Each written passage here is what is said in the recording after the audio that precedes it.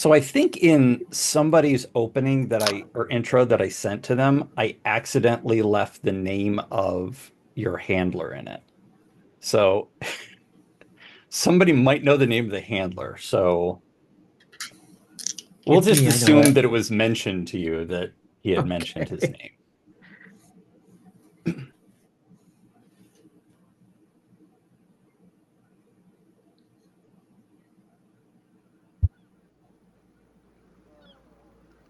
Is everyone ready?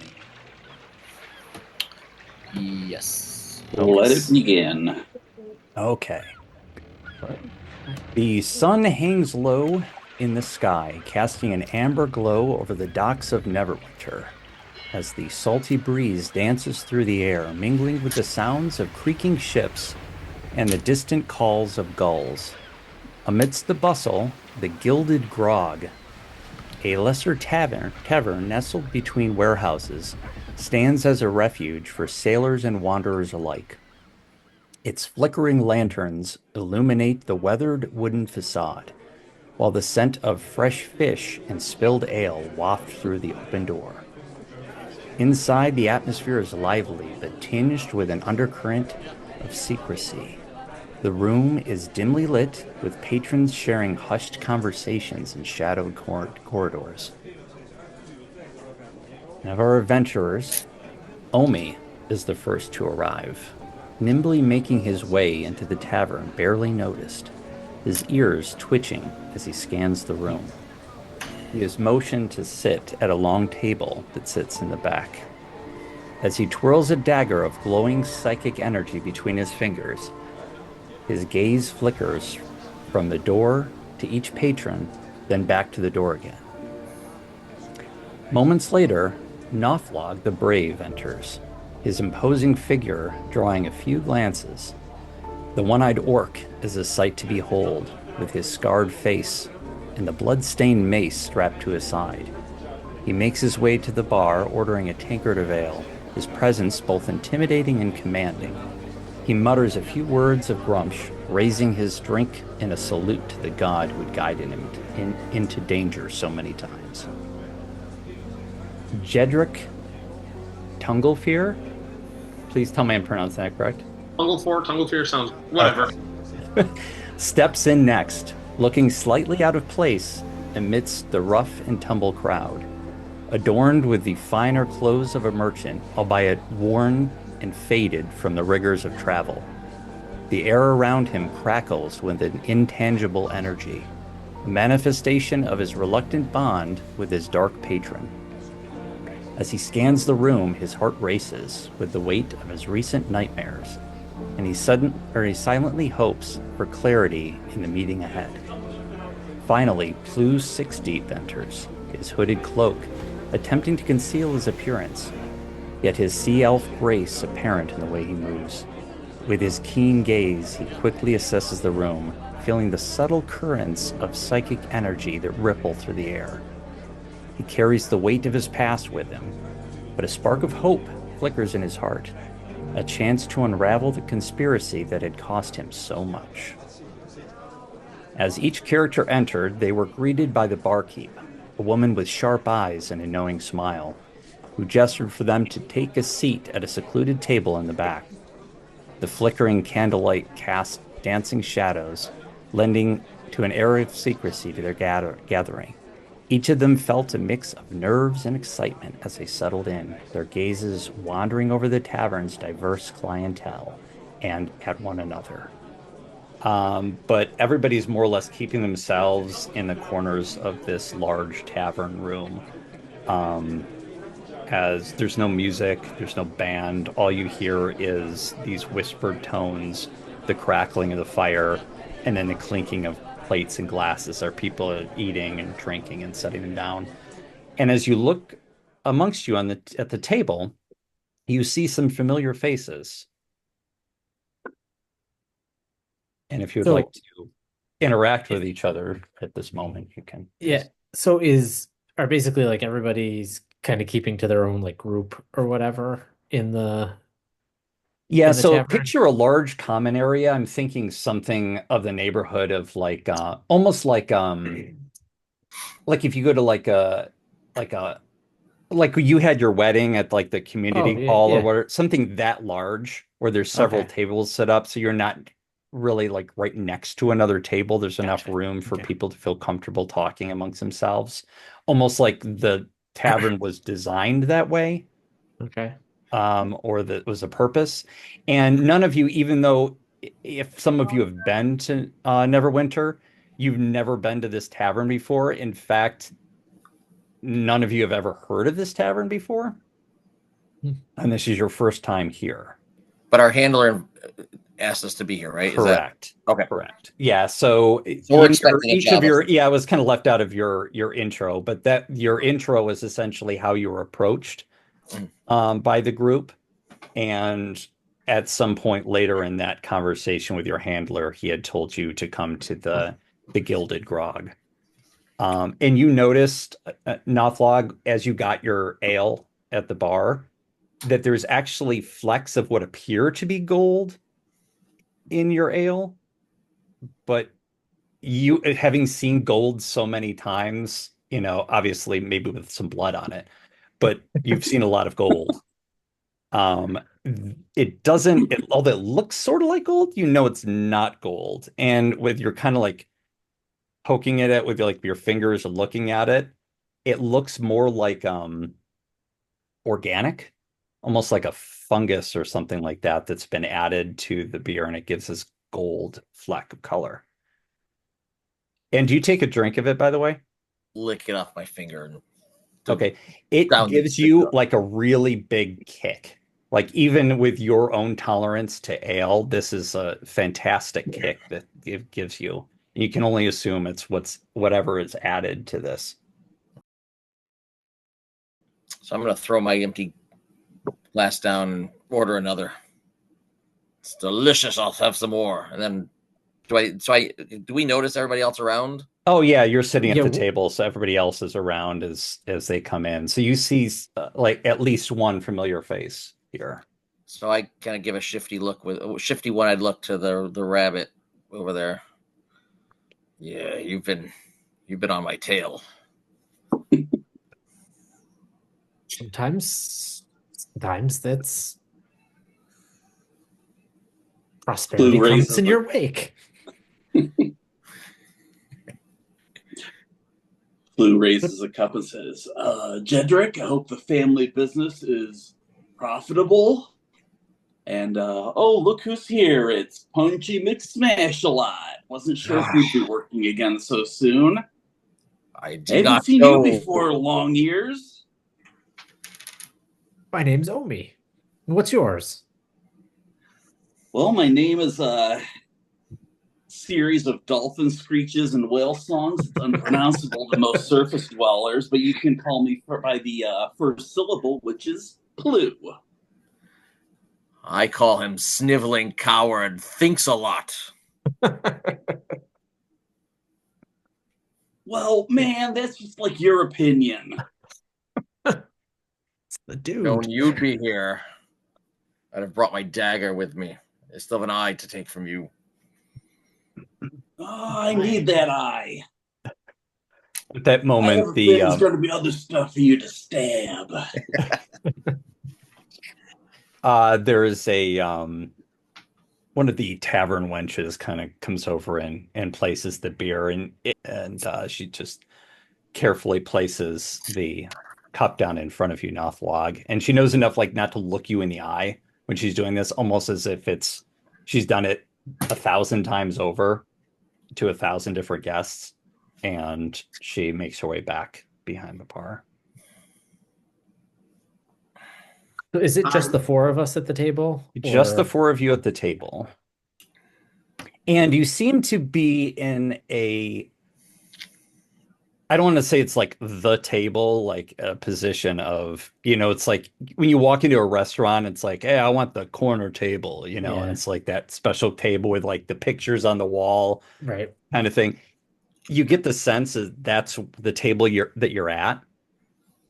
And you also get this feeling because each of you have been in situations where you can read people or read a room. You get the impression as if people are looking at you, even though people are not looking at you. That sort of thing. Like you feel eyes on you, but when you look around the room, no one's looking in your way. And it's just like it's almost like you're at a little uneasy in this position. So after a few tense moments, the door swings open, allowing a brief gust of sea air to sweep through the tavern. In strides a figure shrouded in a long, muted gray cloak that drapes over his frame, its hood drawn low to obscure his features without raising suspicion. However, the subtle patterns woven into the fabric hint at a craftsmanship suggesting he's someone with wealth or higher station in life. The barkeep nods subtly in recognition, and the figure moves through the tavern with a measured grace, his movements fluid and deliberate. As he draws closer, his features become more distinct. Graying hair slicked back with meticulous care, framing a face adorned with a neatly trimmed beard that complements his piercing blue eyes.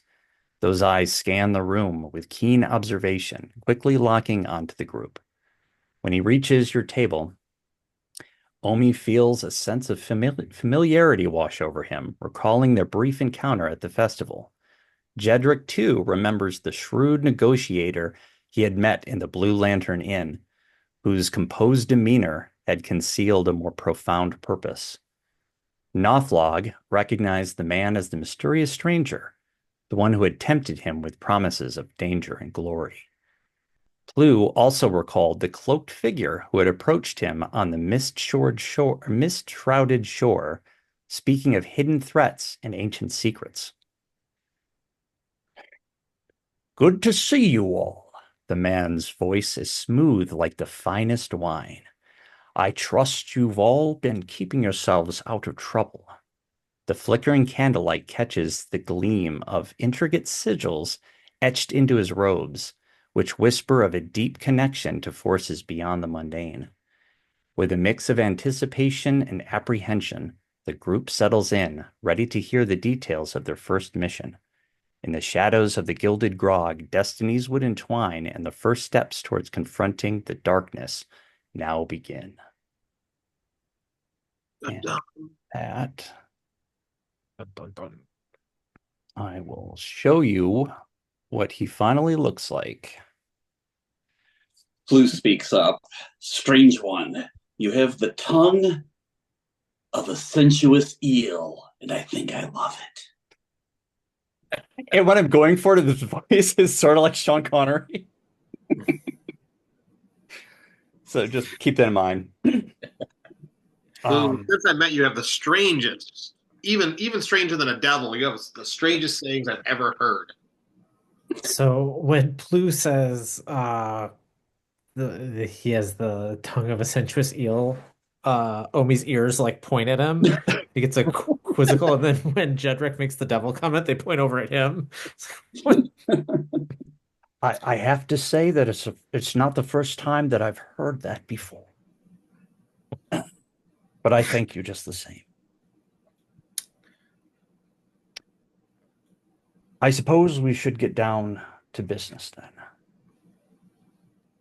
You all know why you're here. You know why I've brought you here.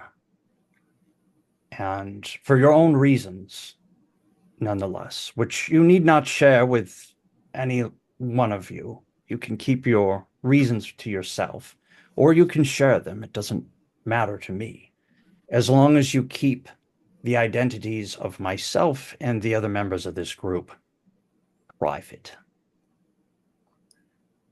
Is that agreed? I don't talk about any of my allies. Yeah, man. And as he asks you these questions, he looks at each one of you as you answer. You could almost tell, like you can almost sense that you're not going to be able to lie to him.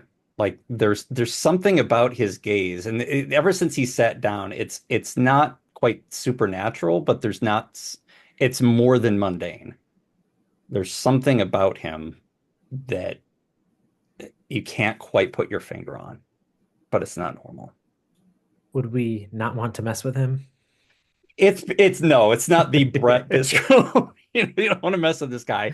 It was just you're Okay. used to dealing with people on Yeah. a different level than an average person would, and you've seen all types of people. But there's something about him that you know is unique. There's something about him. There's something off that you can't put your finger on. And it could be magical or something, but something is off about him. So are we all agreed? I heard Nothlog and Omi agree. You, Jedrick, It looks like he's talking to himself for a second, and then he says, "Sure, I'm in." be careful who you consult. I know of who you speak. Omi gives I can't help. And he just talks to me like, "Oh, shut up, shut up, shut up, shut up! I'm trying to talk." What And you, curious Clue. people I'm with here. Blue pulls back the hood of his cloak and runs his fingers through his beautiful seaweed green hair and says, "Yeah, man, I got a good feeling about this." Good. And out of his cloak, he pulls out a small, like I would imagine it's like it's like a 5-inch square musical box. The music box is a finely crafted square device measuring just under 5 inches on a side. It's made from a deep polished ebony wood with inlaid brass filigree and a glass top. The brass patterns curl like vines around the edges, forming intricate, almost hypnotic whirls. At the center of the lid, a small circular brass emblem is set flush with the surface. And on the brass emblem, the emblem that's on the brass circle, is a carving of a keyhole surrounded by delicate carvings of draconic wings. And then he slides the music box to the center of the table. Can I like make an Arcana check and see if I know what this is? You can try.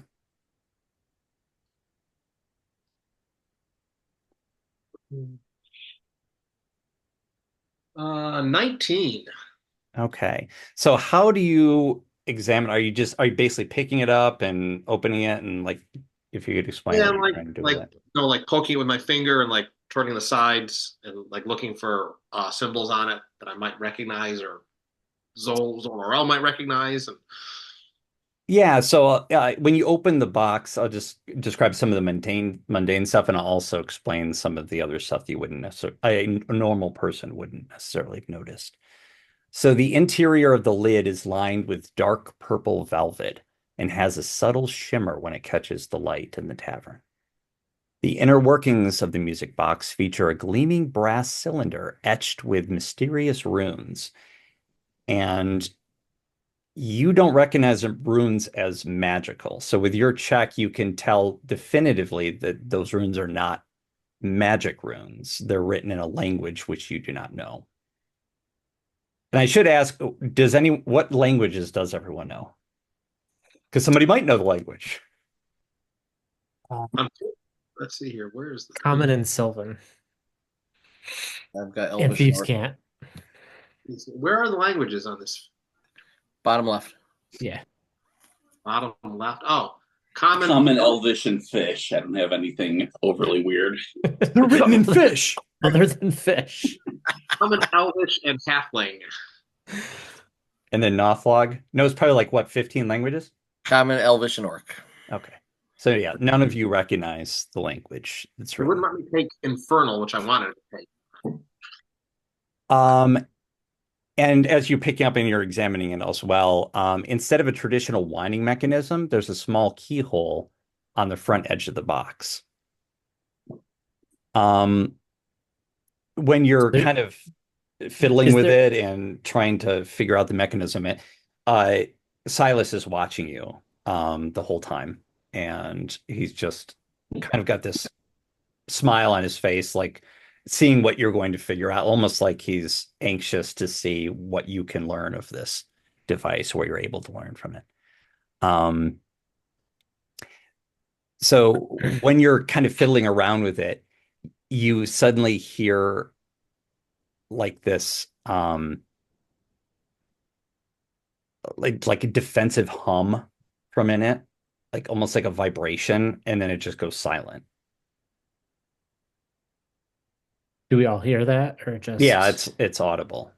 Okay. It's not like super, it's not loud. It's Like a, just almost like, imagine it just kind of like vibrating. Like your phone's going off, basically. Exactly. Yeah. Oh, Jedrick, I think you broke it.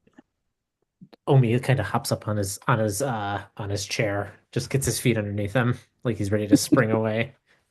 drop to the drop. Silence is, that cannot be broken by any means you here possess. You have only one choice. Fair tongue one, you offered me danger. This is but a child's toy. Where is the danger? Oh, I'm not worried about it being damaged. yes.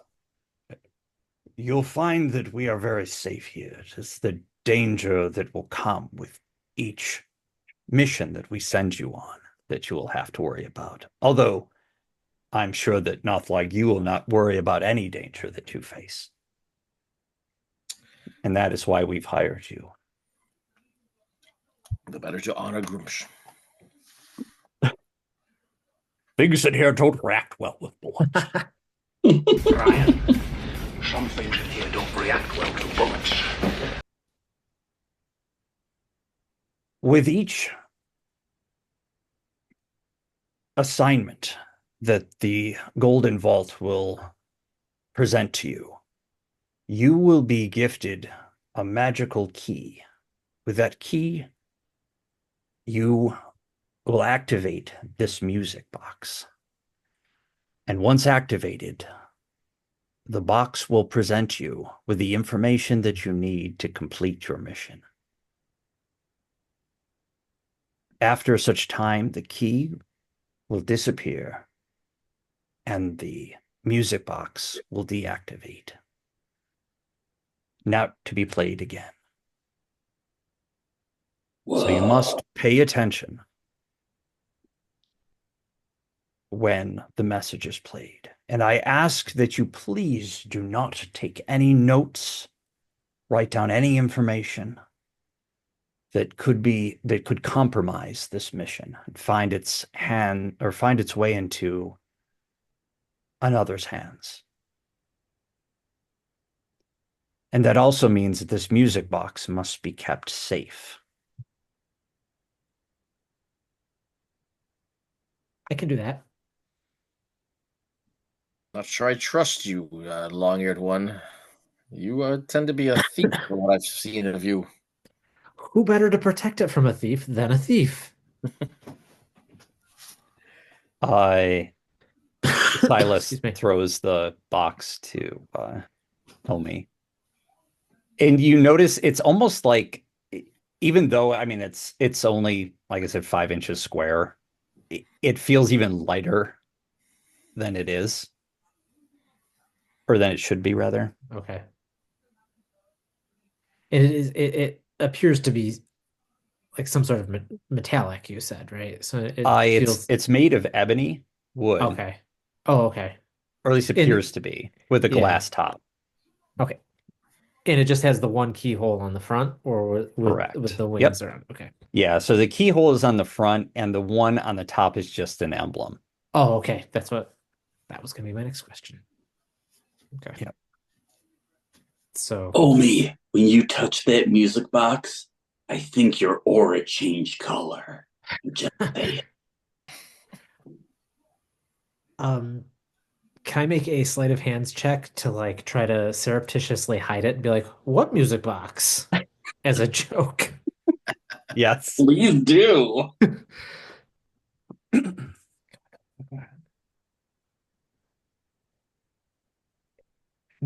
I would assume you're doing 17. this opposing everybody else's perception. Yeah. Yes. So it'd be 17. Does that mean we get to make a perception check? Yep. It'd be 12. 19. Oh, 19 also. damn. I go to my Jedrick's very impressed. So I guess everyone but Jedrick sees you. Yeah.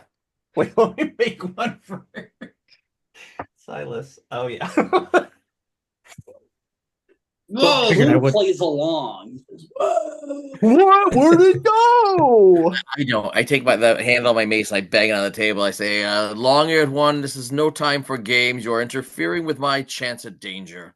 And I go, it was right behind my ear the entire time. For me, I fear I will bash your brains in at some point. Well, I must leave you unless any of you have questions for me at all. Um, When can we expect our first key?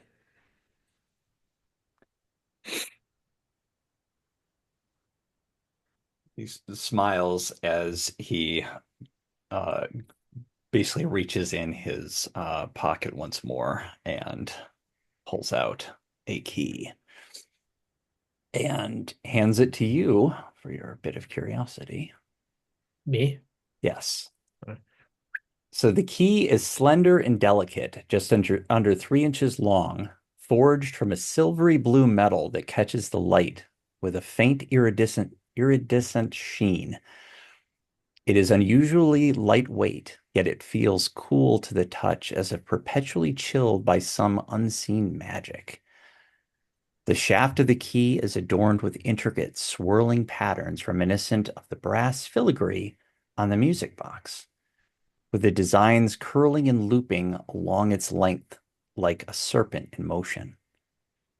The bow, or the head of the key, is shaped like an intricate interlocking dragon scale pattern, with each tiny scale subtly engraved to create a shimmering effect when turned to the light. At the center of the bow, a small gemstone is embedded in it, clear but with a faint swirling blue mist inside that seems to shift and flow as if alive.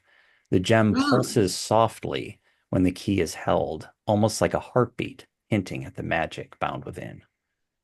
The teeth of the key, or the bit of the key, is unusually complex, with several twisting prongs and notches that seem more like the gears of a clockwork mechanism than a simple key. These prongs fit perfectly into the unique keyhole of the music box.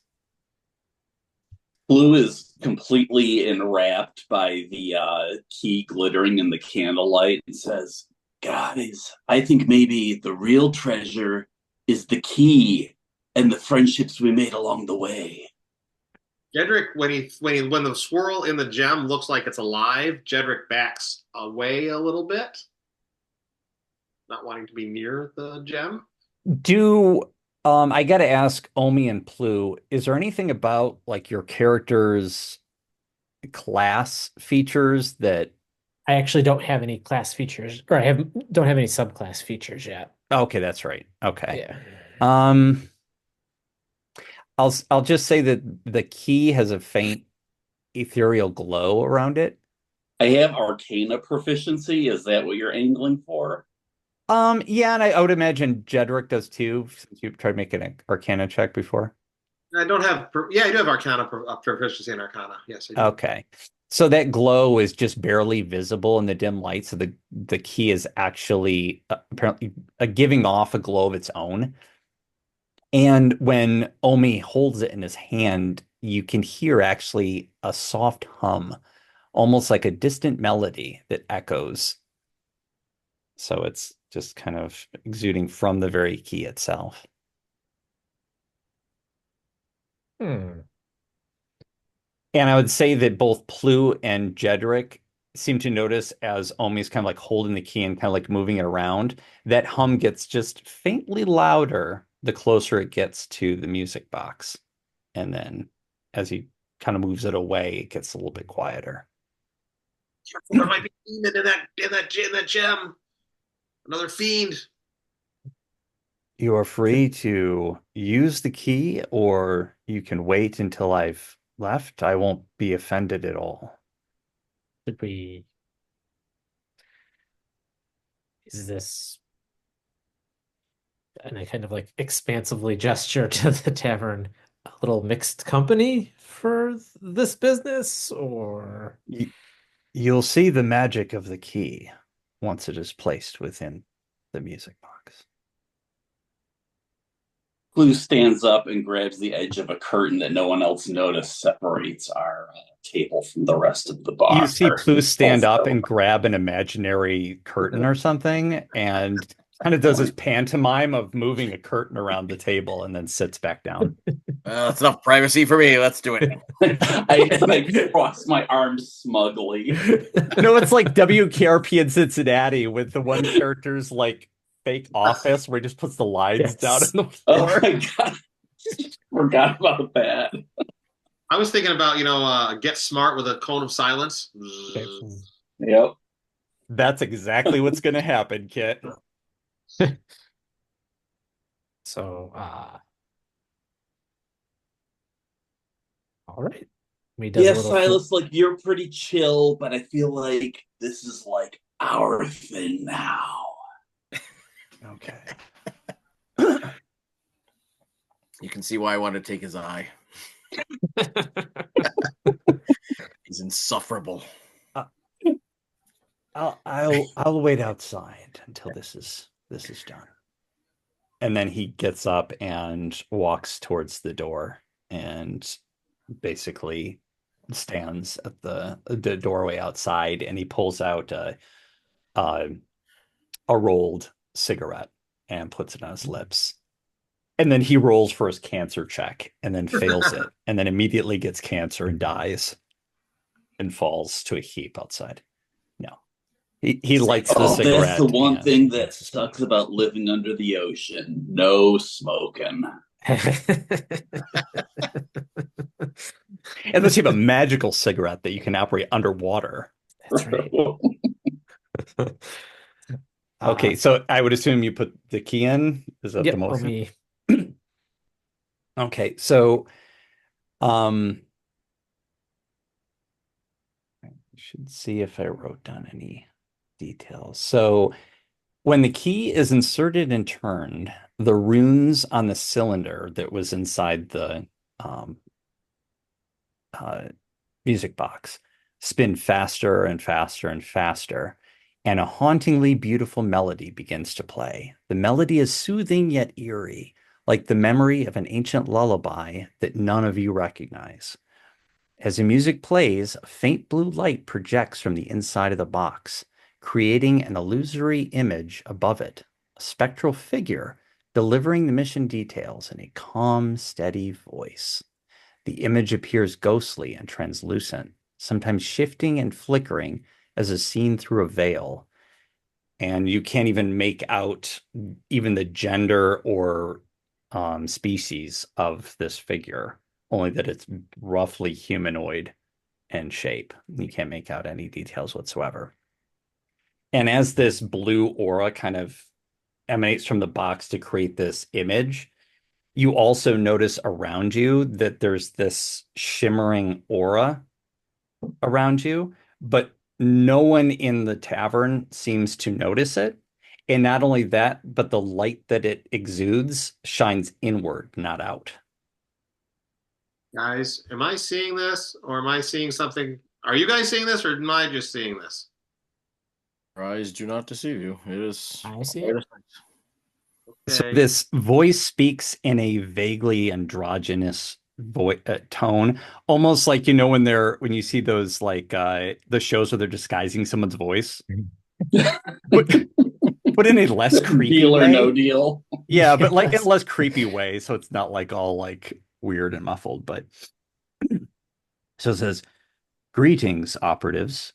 The Golden Vault has learned that the egg of an eldritch horror has been mistaken for a historical object and is about to go on display at the Varkenbluff Museum of Natural History. The anthropologist, Dr. Cassie Donnell, tried to warn officials about this egg known as the Murkmire stone, but none believed her. We do. And we know that if this egg hatches, many, many will die, or worse."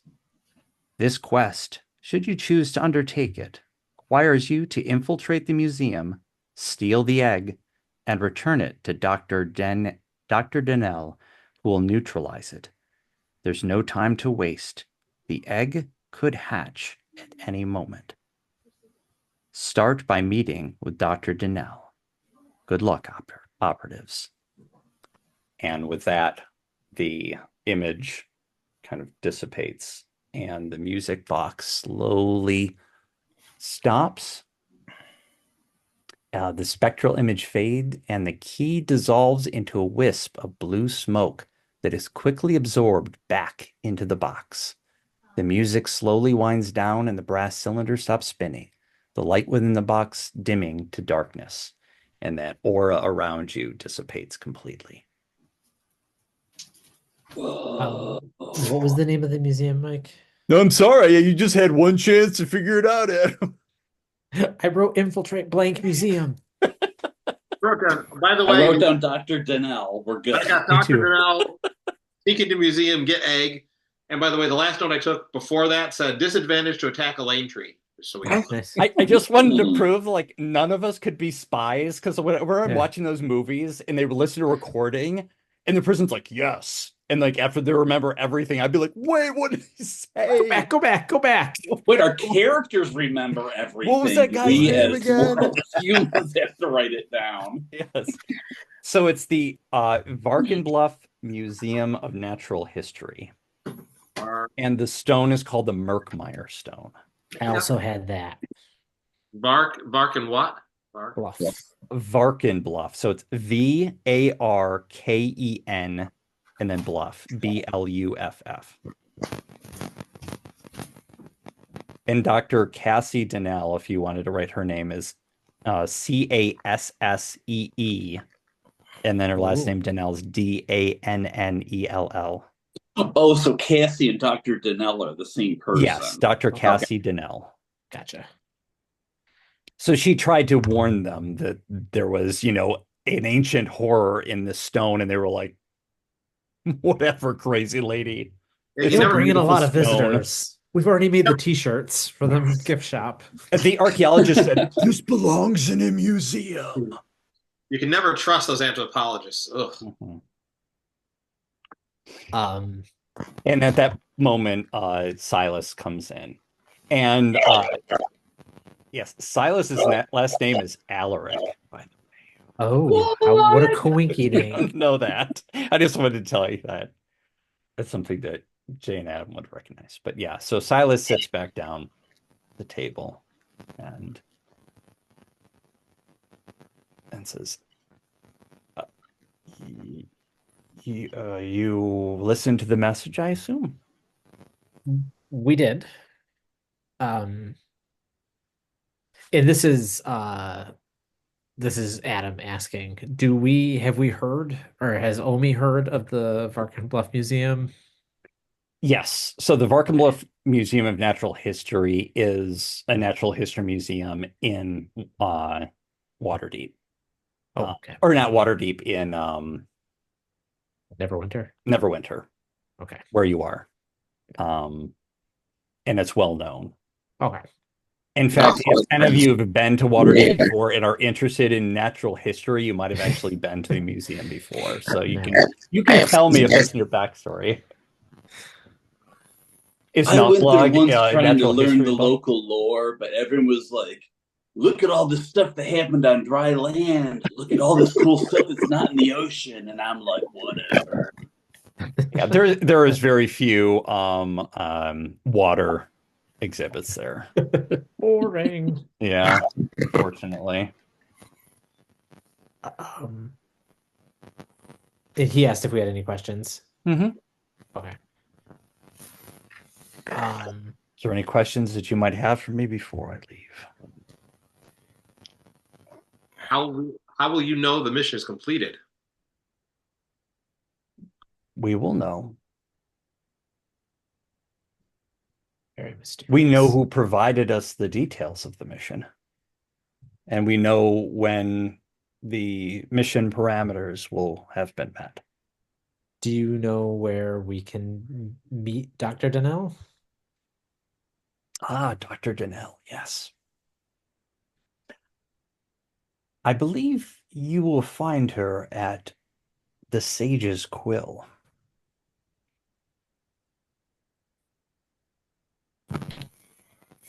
You may be able to find her there tomorrow morning at around 7 sharp. I She have a often, question. I was going to say, she often takes her, I guess he would have coffee.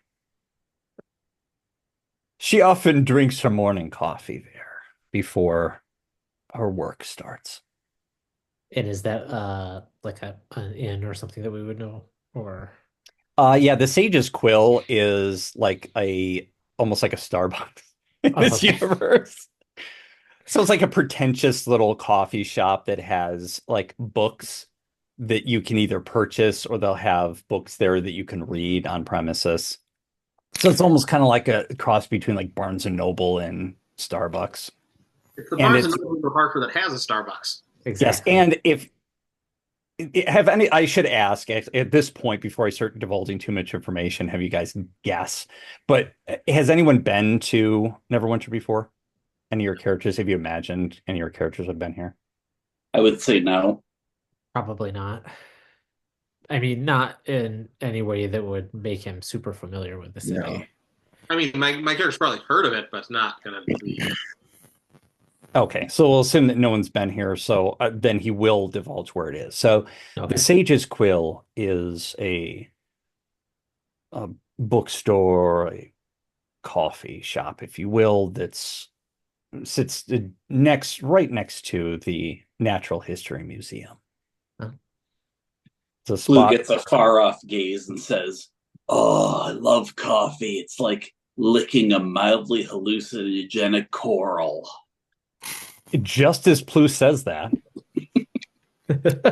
he looks over at each of you, like deliberately, like so each of you very, very deliberate to this look, and says, I would highly advise that each of you either make great attempts to disguise your appearance or perhaps dress in a manner that might not draw attention to yourselves. We'll say that the clientele of the Sage's Quill is more either academics or perhaps even tourists um, off to visit the museum. I will wear my monocle and a beret. Yes. Yes, he throws you each a monocle and either a beret or a pipe. It's there. That should be enough. No, I'm pretty sure he was hinting that we should be 4 heroes in a trench coat. That's right. Yes, he gives you each a trench coat like the Teenage Mutant Ninja Turtles when they go in disguise. No, in one trench coat. Oh, in Like, one! Excellent! Oh. Yes. He actually gives you glasses with a little mustache on it. Well, remember we got that he's got to have Omi dress up like a female bunny rabbit. No, this is. Oh, you can't see it. Oh, it's like, wow, the camera isn't letting you see my phone. There it is. That's a Omi dress. Oh, Go! No, sorry, we can't see it. He doesn't it's so exist. funny. Okay. I will say that of the 4 of you, Jedrick is probably fine as he is. I even got a book, and I got this big book that has all these like, looks like the Darkhold from MCU. I get a book I can read there. Although I would imagine, does Plu, because Jay, you told me that Plu carries like a cloak that he basically pulls himself over himself, like when he doesn't want to be too distracting. So if I like kind of do the Kenny around my face, then I wouldn't be very conspicuous. Okay. And I imagine probably Nothlog is the only one that might stand out. Although Mike, did you imagine like Nothlog? Does he have like a robe or something that kind of like obscure, maybe like the symbol of Grumsh and like No, I mean, he's got a hood to pull over, but that's about it. He's not covering up who he's preaching. He's proselytizing. He's got a So blinged he'll have out to find medallion something. that says orc power. well, they don't allow solicitations of religion there, That's so right. you can't drop off any pamphlets for Grumsh at No chick tracks. at the Siege's Quill. And but I will tell you guys, like as far as at this point in like the history of the realms, there was a kingdom of orcs that was basically like that rose to power and was pretty civilized like in the northern realm. And like the orcs there actually made peace with some of the other humanoid populations of civilized people around until eventually Grumsh basically said, screw this. I want you guys to return back to your ways of killing people. And then at that point, basically the forces of humans and elves and dwarves and whatever basically just crushed the empire. And the remnants of that empire kind of like split. So it's kind of like orcs are viewed now as, say, like someone from the Middle East would have been viewed after, like, say, the Iraq War, and where it's kind of like the more like liberal-minded people would be like, like don't judge these people, like they just want a home, blah blah blah. And but then there are some people who are like, orcs are scum, like kill them. So No one there's ever gets the elevator with an Nothlog. Yeah, so there's That's right. racist people, there's more open-minded people, and there's some people in between. So just so it's not like you'll never see an orc around. So it's not like that.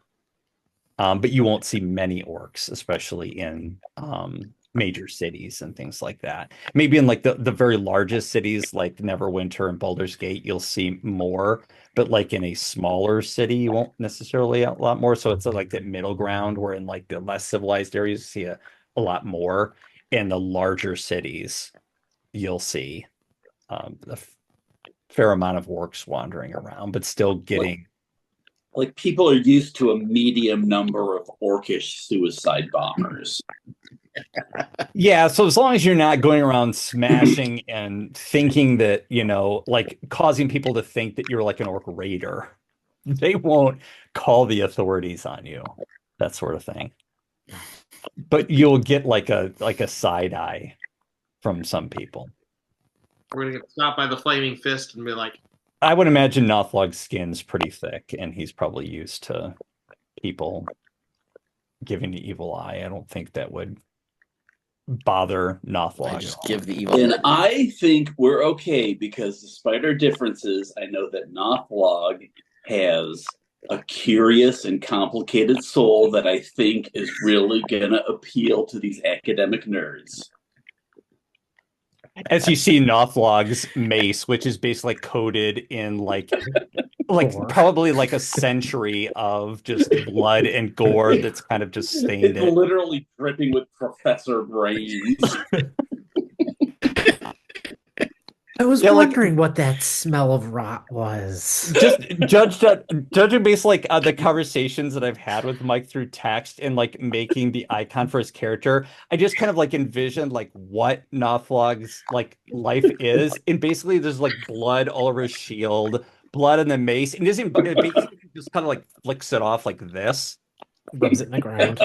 Or whatever, or kind of maybe wipes it on something. But I just imagine like him smashing people's skulls into walls with a shield and like stomping their head in with the.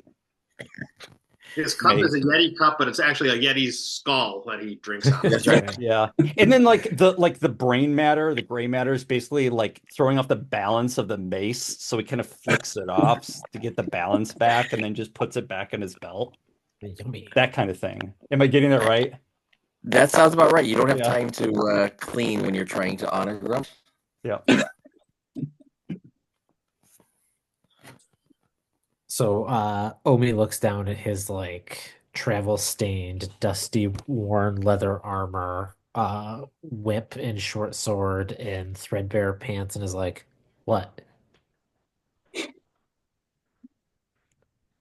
I suppose you're fine.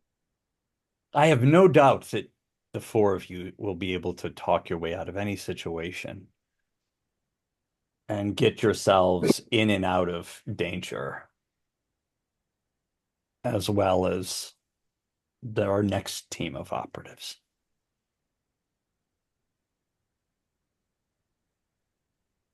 Did any of you have any other questions for me besides? I have one. Were you being sarcastic just now?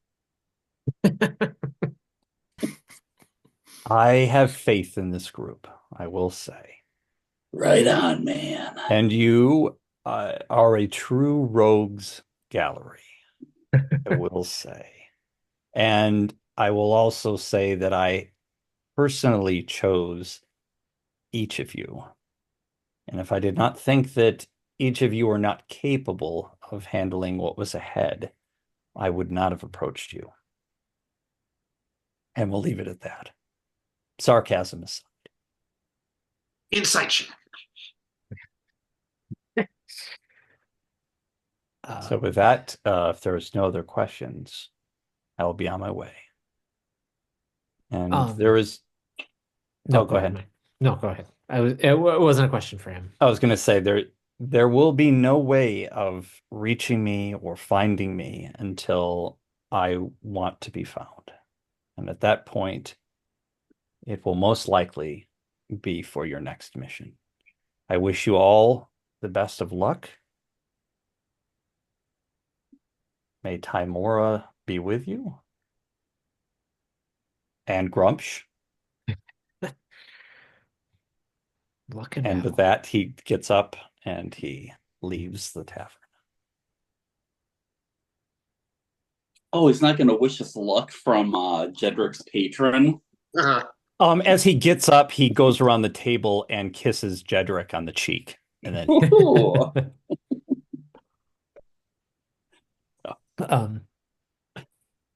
What, like, did you tell us what time of day it is right now? I'm assuming, based on the description I said before, it was more like dusk. Okay. So by the time like you've drank, wait for him, had your chit chat, blah blah blah, it's like 10 at night, I would say. 10 or 11. So it's probably not like any like general stores or anything open where we could go. You can ask if there's somewhere to get maybe what you're looking for. It depends on what you're looking for. Just like a change of clothes so that I can Look fit in presentable. better with the crowd that we're going to be around. Would you like to ask anyone? Yeah. So I guess I'll go up to the bar. Because I don't exist in this Right. world. That's not true. You exist in everything. I am Torm. How dare You're the you speak Force. to me of your criminal pursuits? Thunderbolt. Yeah, I guess I'll go up to the bartender or Okay, so as you approach the bartender and you like get her attention, I kind of tap on the bar just to get her attention. She turns around. And just as you open your mouth to say, like, I would like she pulls a cloak from behind the tavern and hands it to you. Thank you. Do you have 3 more? She goes underneath the counter and she pulls out 3 more of these cloaks. And they just no, go ahead. I was going to say the cloaks are large enough to kind of conceal your identity, and they're also not ratty ass cloaks. These are well-maintained cloaks, as almost they're like a kind of prop that are used in situations like this as a disguise. So they're not going to draw really too much attention to you, but they look nice enough where you're not gonna And I can My could it. cloak is not ratty. It's made from a premium whale carcass. You got it straight from RFK Jr. One of the cloaks is worm for ridden. nothing. Is it big enough that I can just like put it on over like my leather armor and stuff? Yes, but you had the Okay. JFK one, so it starts the worms that are in it start burrowing through your skull. And Oh, Get man. in there. Get in there. You got the big ears too; they can go right That's in. right. Easy. Easy It's like access. highway. do each of you take the cloaks that are given to you, or Yeah, so I turn around and I'm like, eh? I don't need a cloak. I will wear it if I must. Omi, you're almost undistinguishable from some ashen-skinned human.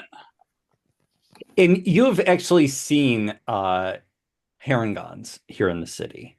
So not many, but they are about. So you So will see you'll see turtles and herringons and other They're bay folk here. would not be drawing too much attention.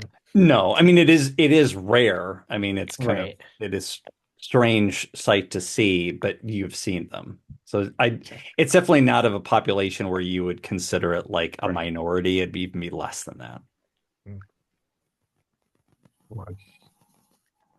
You're like an Inuit in Manhattan. Okay. The bartender says, if you would like a room for the night, do you have rooms available here? And I said, do we owe you anything for this?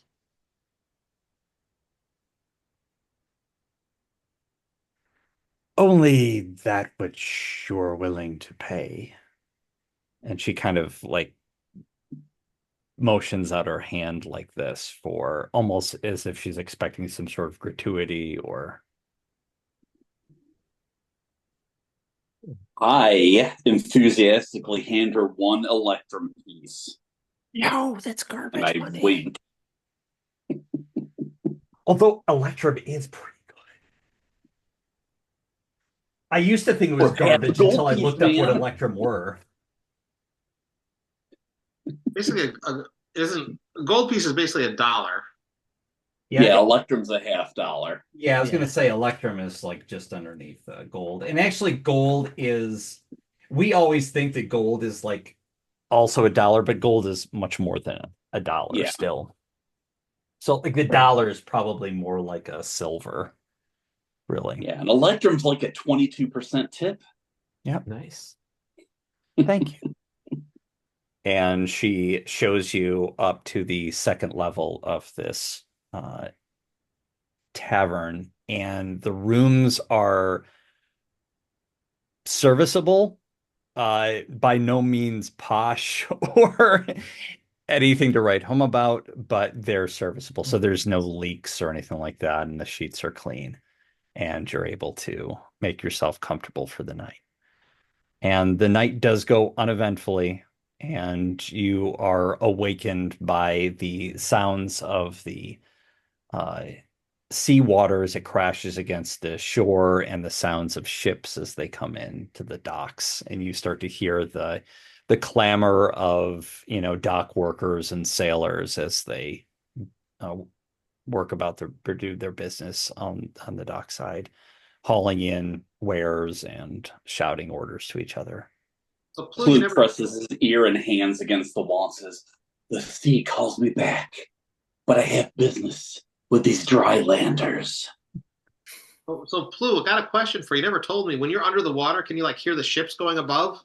And So as you're doing this, Jason, as Plu's doing this, from underneath your bed, Jedrick pops out and he asks that question. Oh, so we each have our own. He's just messing around. I just thought that'd be funny. Yeah. You each actually have your own separate room. We'll say actually you're bunking, so we'll say that Okay. two of you share a room. So we'll just say for this sake that Jedrick and Plu are together and Omi and Nothlog are together. Jedrick, sea elves have all kinds of senses you can scarcely imagine. You know how you see in Roy G. Biv? We have Roy G. Gorp.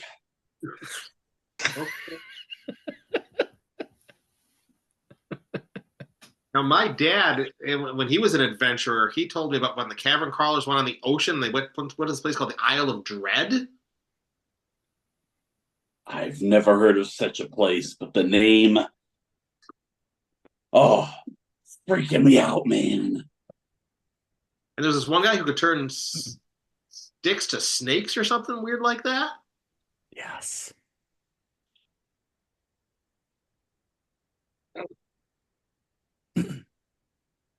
Get my book out and flip through it. My book with the dark old book. Zolor told me I need to read a few pages before breakfast.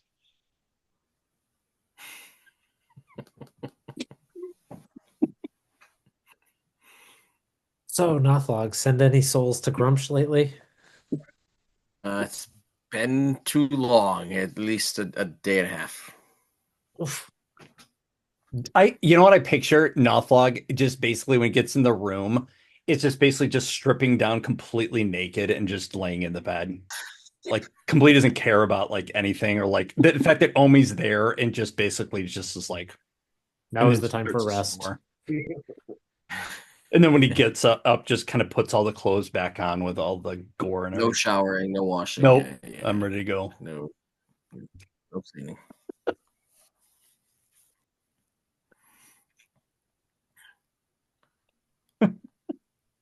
Okay, so we'll assume that you guys head downstairs and they serve you a basically a seaman's breakfast. No jokes there. Basically some stew of fish and seafood or something equally, just barely palatable, but something that's at least nutritious for you, as basically included with the cost of the room. Did you tell us how much the room cost, by the way? But it was free, but with the tip to the barmaid. Apparently, it was one electrum piece. Thank you, Plu. Very generous. I'll never understand why you surface dwellers boil all the flavor out of your seafood. Haven't you experienced the joy of like just a big old cauldron of chum? As Plu says this, he's got like a spoon from the stew, and there's a big old sea elf eye that's right on the food, and he like starts chewing on it. Tasty. Holy cow, that's good! It's delicious. What's the secret? So Omi is just kind of digging through, looking for the veggies in the stew. Hey, Nothlog, there's eyes for you. And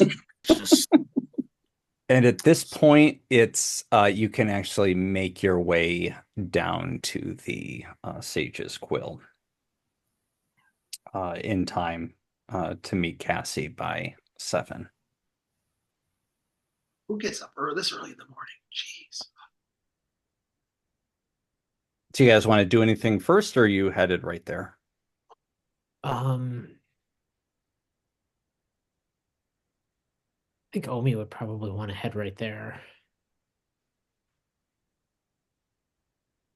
You might want to hop to it. Right back. Okay, so as you enter the Sage's Quill, soft light reveals mahogany furniture and luxurious carpets. A few genteel patrons murmur in the lounge. You soon notice a purple hooded figure tucked into a corner booth. And this figure is sipping nervously a cup of coffee. And you see her head under the hoods, like nervously looking about. And then as this figure sees you, she gestures for you to sit with her. She looks to your group. And you notice lines of worry etched into what appears to be like a normally like cheerful face. Like she's trying to be like happy, but you can tell that she's nervous about something. And she looks the four of you over, and it instantly is like almost like this look of shock or maybe even terror goes across her face for a second, and then she kind of calms herself down and motions you over.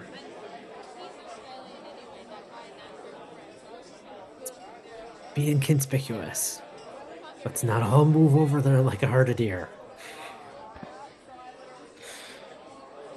And you see this woman sitting down at the table, and she's looks like this, but she's wearing like a purple cloak that she's kind of pulled over her head. And you can tell this is clearly like a lay person trying to be inconspicuous. Like obviously somebody who's not a criminal or something, just a normal person who's trying to like cover themselves, but do a really piss poor job of doing so. It's the equivalent of like putting the big menu in front of her. Exactly. It's like if one of you or one of us tried to be like a criminal or a spy or something. Like, oh, you go in secret. Dr. Cassie, I want to assure you, even though you look absolutely hideous and ghoulish to me, you probably look okay to surface dwellers. Thank you. You can tell like she almost kind of like laughs, but like nervous, like catches like the fact that she's like staring face to face with all of you and you look quite strange to her. And then she's like, oh, thank you very much. I am Dr. Cassie Donnell, and you are... Wait, am I supposed to ask your names? Or you don't have to tell me your names. I don't need to know. Unless you want to.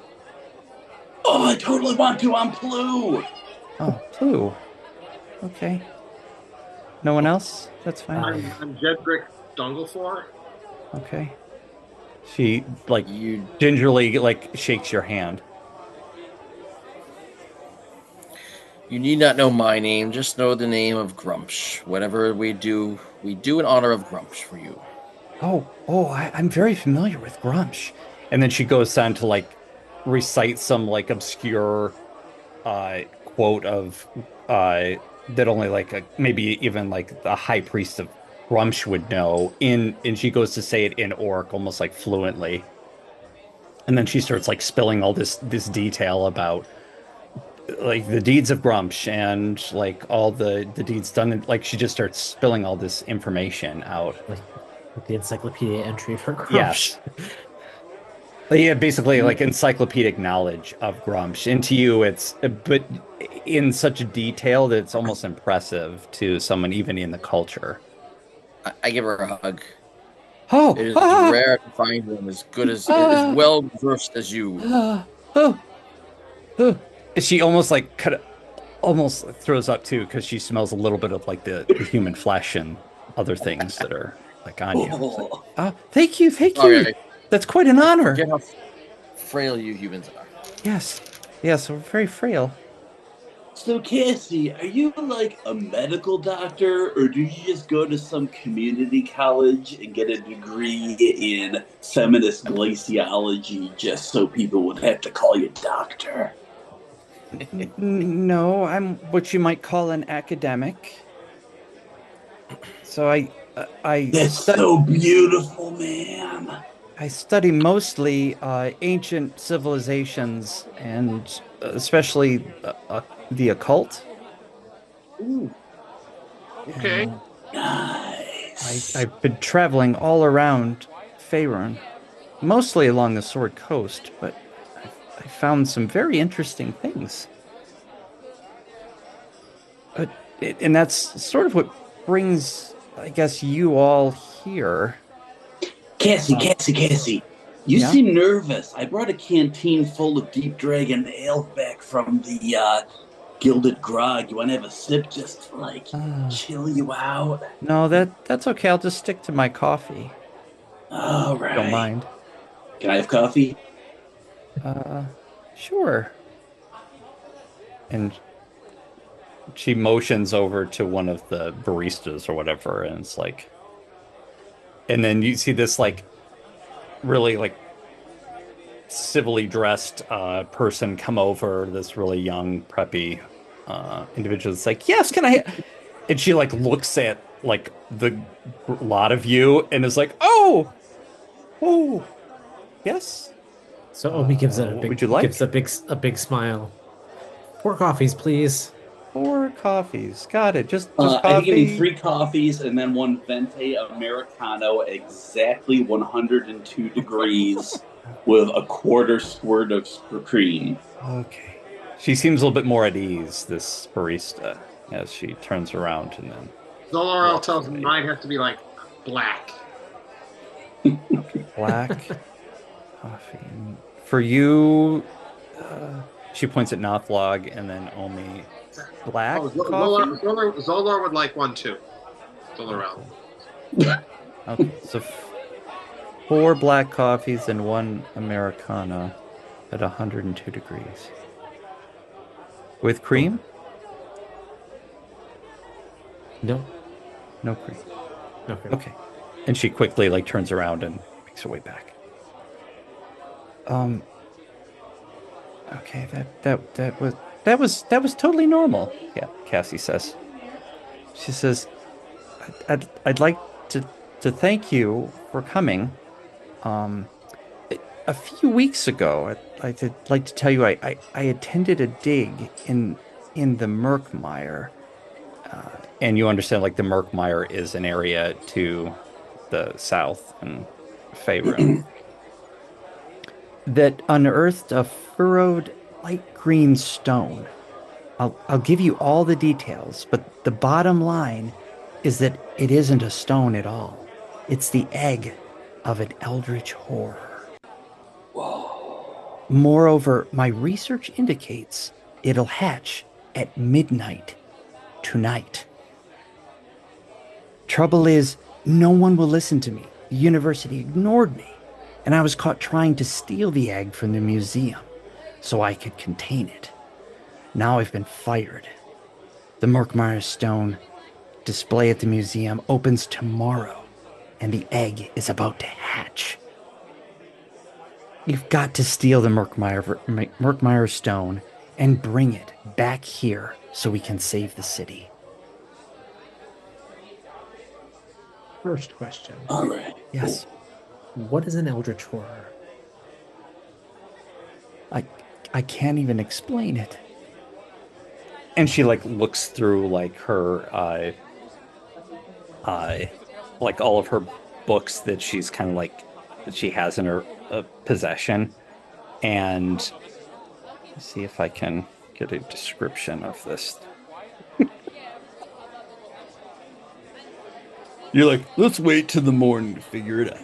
That's right. Okay, Cassie, now listen.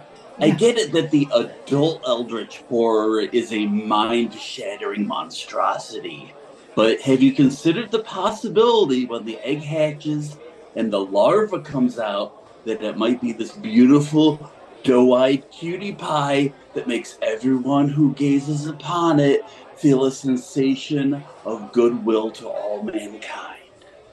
No, this I don't have any of the materials with me, but I can only say that this being will. It might seem small within the egg, because the egg itself is only roughly about this big, but once it hatches, it will grow in size incrementally so fast that you can't even measure the size that it will grow within a matter of minutes. Within 5, 10, 15 minutes, it could be larger than you or me or a room. We have no idea what sort of eldritch horror this is, but what it'll try to do is it'll try to make its lair within the museum itself, and it will consume every being around it with its mucus, which is like acid to living creatures. And once it's consumed enough, it'll grow even larger, and it may even be able to consume the entire city if we don't stop it and beyond. It must be stopped. Can you see how absurd this sounds? Can you see how they think that I'm mad when I tell them that this will happen? They fired me over this because they wouldn't listen. No, I get it. Things like an egg full of rainbows, but they're black rainbows. We gotta stop.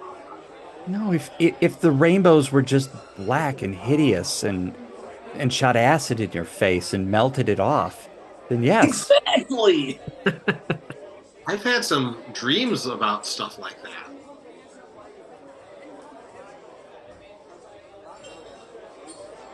Don't worry, Second Cassie. question. We're gonna get this egg and bring it back to your lab so you can do nerd stuff on it. So Yes. once we get it to you, you can keep it from hatching at midnight? Yes, I've built a special crystal case, which is the only thing that can contain this eldritch horror and keep it from hatching. So once I have it in my possession, I will contain it within this crystal case. And then we'll be safe. But as I said, midnight tonight is when the crystal will, or when the egg will hatch. Your only help is to get the egg before that time and get it to me. Now tonight, there's a gala from 6 to 8 at the museum where you'll be able to view the egg, and I've been able to get each of you a ticket to this gala. So you can attend, and you can see the egg for yourself, and you can maybe figure out how to get into this museum safely, maybe figure out where the traps are, or where the guards are going to be, or some other such things that you guys do. But they caught me pretty easily when I tried to hide there when the museum closed. They found me. And they got me Wait, out of here. traps? Why would anyone want to break into that snooze fest? It's all dioramas and little plaques written in surface dweller language. She looks kind of concerned that that you guys are like putting her on. You are the group that I'm supposed to count on to do that. All right. We got it. We're gonna bring that egg back. Okay. We're very disarming. It's what we do. Okay. Well, I was able to sketch out this map for you. So it has as much detail as I was able to get because I've been in the museum before, so I know things about it. And I was able to scratch out some details for you. So, didn't you work for the museum? I did, but I was in a lot of these areas, but some of the areas were off limits to me, so I can't tell you exactly everything. But Understood. so, do you guys see this? Yes. Okay. Is there a way to zoom in out? So Cassie, You zoom in or zoom out? So I needed my old eyes can't really focus that. I will My zoom elf in. eyes. Here. This is the first time I'm using a whiteboard, so I am. It looks good. Okay, so this is the entrance to the museum, the first floor. So, The entrance. Do you see where I'm kind of pointing with my cursor? No. You don't. Okay. So, here is the entrance. Ah, yay!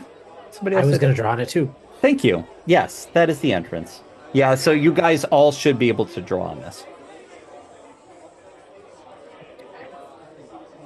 So, is this like a piece of parchment or something she puts down on the table? To Oh show yeah, it us? doesn't go. I guess it doesn't go with. No, It stays on that. That's unfortunate. Boo. So, what you're saying is the entrance moves. Yeah, so we'll delete curses. But yeah, you guys know where the entrance. First is spoiled again. Right. So, she puts this as like a piece of parchment or something. Yeah, puts she just down kind of on it. rolls this out, and it was written on. In fact, the back of this is actually like the foreword to some like academic text. So she basically ripped it out of like a big tome and used it to scribble this map on. And she So I rolls gotta- it on the table. I got a question for you, Cassie. In Yes. my experience traveling around, when people deliver stuff to a museum or a store, they usually don't deliver it in the front entrance. There's like a back way around. There It's like is. a So back end. yes. They don't go in the front. So they bring the information. They bring the new artifacts down through the basement, the loading docks. You see this? The loading docks are. Oh, Yeah. And you don't know how to get from the basement into the main area. The basement is accessed through the wait, let me consult the book here that I While you do that, Mike, can Omi look around to see if anybody's like paying undue attention to us or anything?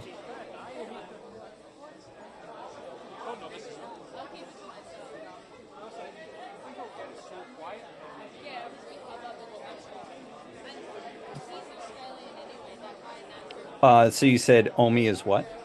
Looking around to make sure we're not drawing too much attention or there's nobody like Give me a you- perception check. Oops, is there not go here? Hey, non-natural 20. Okay. Um.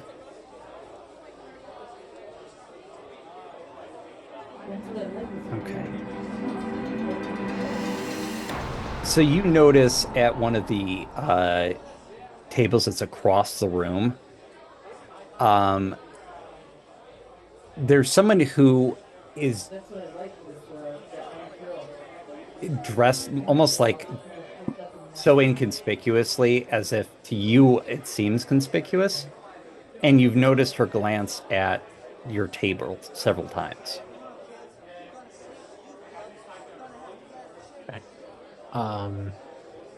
Can I surreptitiously nudge Nothlog and point her out? Make a How- sleight of hand check.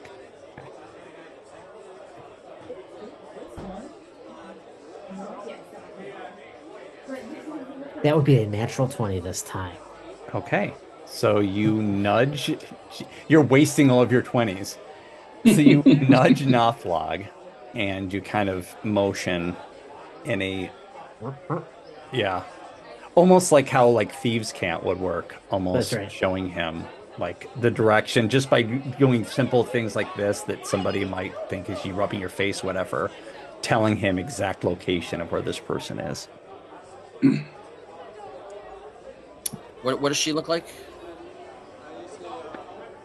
She's got long dark hair and she's wearing like a fashionable, like almost what would be like a hoodie in like, I guess in D&D language. So basically like a short cloak with a hood pulled over, and she's writing down in a journal something on the Does she table. have coffee on her? Oh yeah, she's got like coffee there that she's sipping, and she looks like she's young, probably in her early 20s.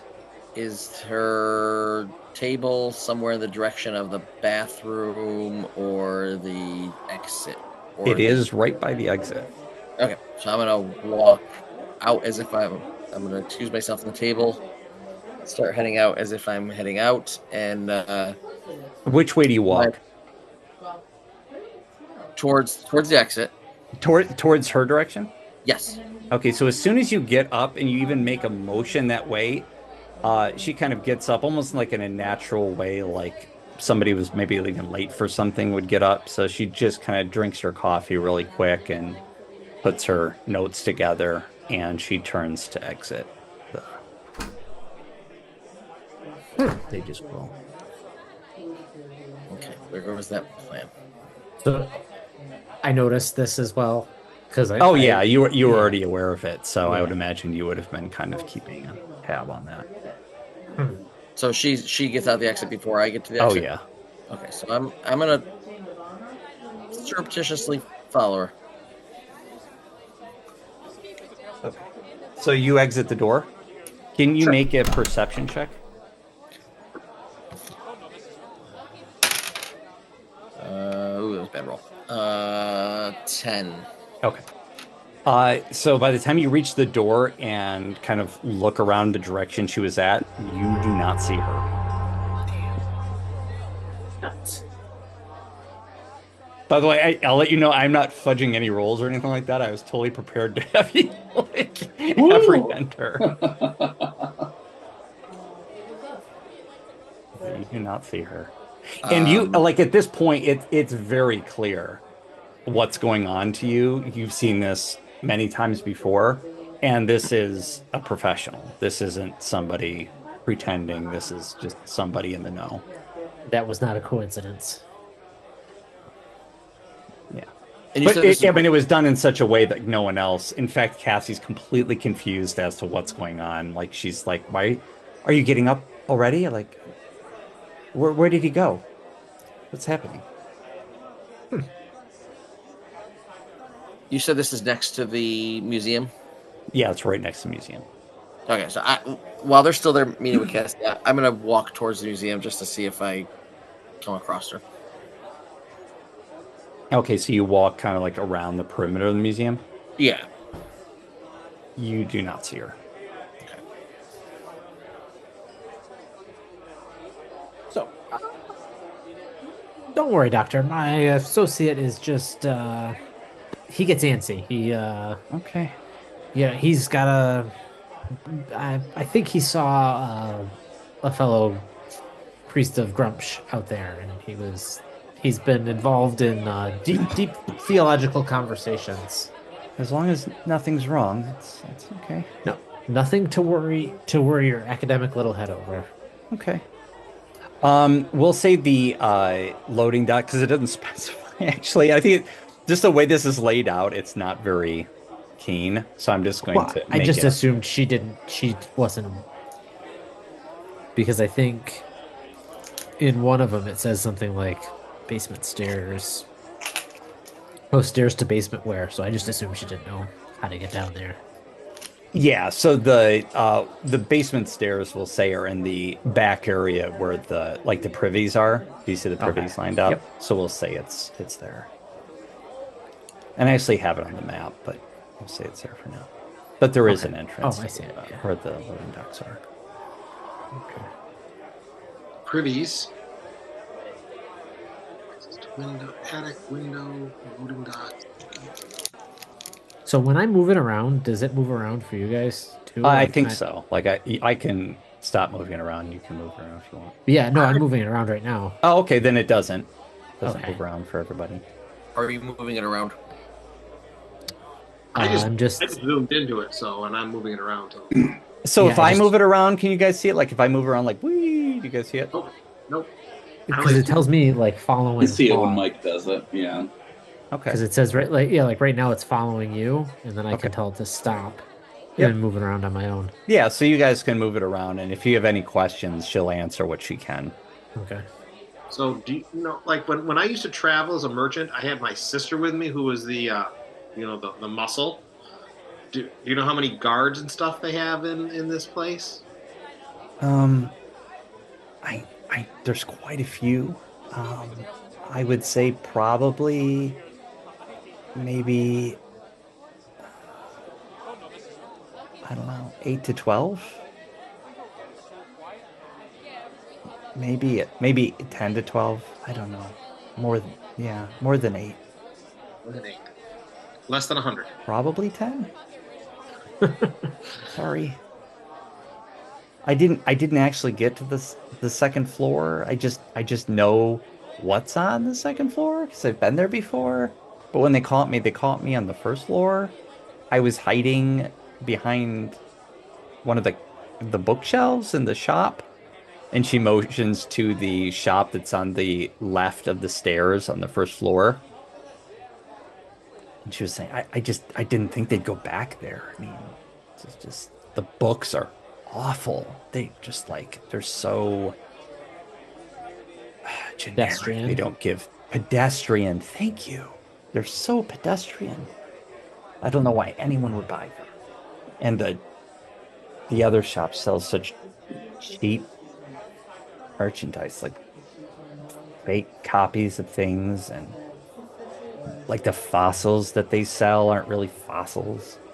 Hey, I got a question. Would they have like fake little rocks, whatever it is, Murkmire stones in the shop? They don't sell any, but there is a copy that they made of the Murkmire stone that's on the second floor in the archaeology display area. Ooh. Because as a merchant, you also have to look out for counterfeit stuff. So maybe we could use it to our advantage and like give them a fake Murkmire stone while we take the real one. So, and there's a way from the archaeology display into point to the door here. Yep. Yeah. So there's two points of entry into there. So there's the one off the main area that has the prehistoric predators. There's a big Allosaurus statue in that central area. And so there's an entrance in there, and then there's another entrance, yes, in the back from the archaeology display. Do you know how many people? You said you got us tickets to go to this gala. Oh yes, there's 4 tickets, one for each of you. Do you know how many other people are going to be there? Usually a fair amount of people, at least a couple dozen people that go there. So I will say that some of the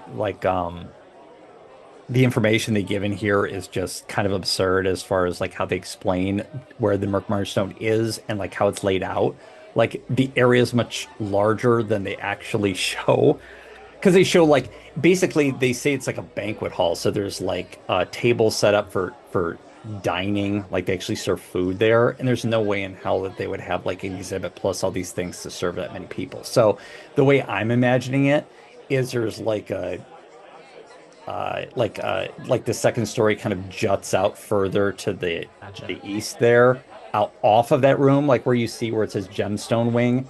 That area is just the exhibit, and then there's like curtains and doorways that lead into like another area, which is like the banquet area, and that's where people will sit and eat, and if they want to they can kind of mull about in this area and get served hors d'oeuvres and whatever and look at the gemstones.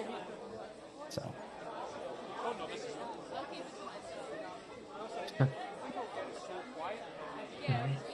yeah, so I will say though that this is like usually like either academics or high society that usually gets tickets to the gala, and it's pretty exclusive.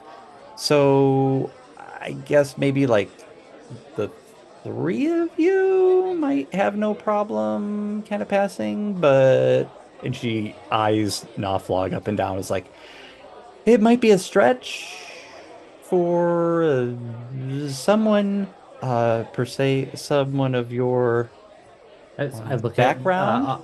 Omi looks at Nathog and is like, "What?" An orc per se. There's not many orcs in either high society or in the fields of academics or academia. It's time to break that glass ceiling. Yeah. Have I come back from my walk around at this point? Oh yeah, I'm sorry. That's right. I would assume that by this point maybe you had. Okay.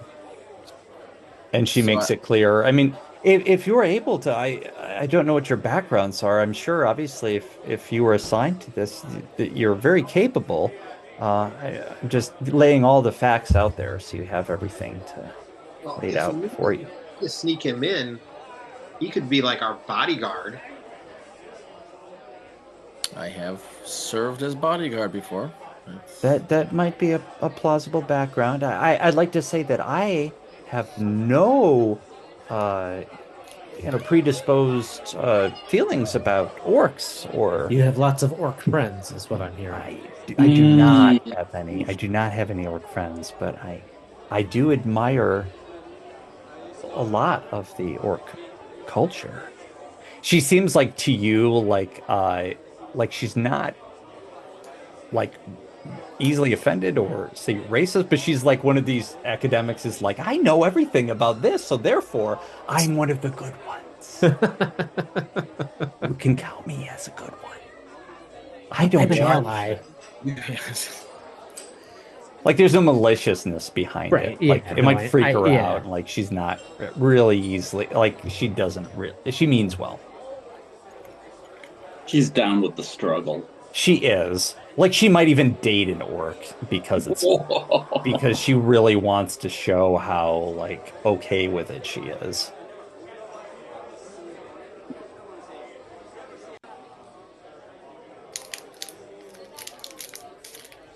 So this map is yours to keep. I did it for you. So if you have any questions or hopefully this is good enough for you to make your plans to get in. I'm sure we have all these sort of plans going around in your head that you have to discuss and figure out how you're going to do it. That wouldn't make any sense to me. Yeah, you wouldn't even be able to follow the stuff that we're cooking up, man. Okay. Well, just make sure to get the egg into my possession before midnight tonight. So again, the gala is from 6 to 8. And then at 8 o'clock, the museum will close. And then the guards will be on full alert, but there won't be anyone else in the museum besides the guards. So, Cassie, I'm only asking this because I need to plan for every possible contingency. Of course. If it's like 11:59 and we're still 6 blocks away from your office, should Nothlog just start smashing the hell out of that egg? I will say that egg is nigh indestructible until it hatches. There is no way that you can possibly destroy it that I know of. Okay, I understand. I will say, though, that from my studies, when that hour approaches, whoever's holding that egg might come under the influence of it. Got it. You'll want to get that to me as quickly as possible. Where should we meet you? You can meet me out in the alley. And she motions over. There's basically the Sage's Quill is literally right next to the museum. And there's an alleyway that basically runs between it. And it's like where like the dumpster is. It's not like an alleyway that people walk by because no one wants to walk where there's rats and refuse and whatever. There, she says, we can meet there.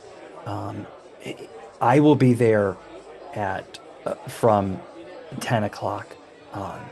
So, in fact, if you, I will be there from 8 to whenever. So as soon as that gala closes, or the gala's over, I will be there.